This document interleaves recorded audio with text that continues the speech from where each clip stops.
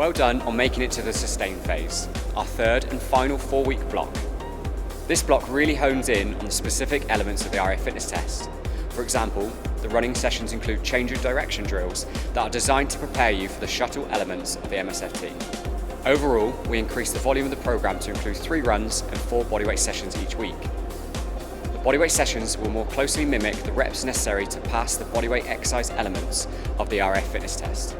At the conclusion of the program, we encourage you to undertake your RAF Fitness test. If you are successful, then that's great. This means we encourage you to maintain these levels.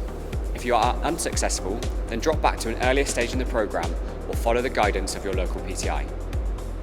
We will provide you with RAF Fitness test hints and tips video, and for those still a little unsure, we've also provided you with a return to gym educational video to help you reintegrate back into that environment if you choose to do so.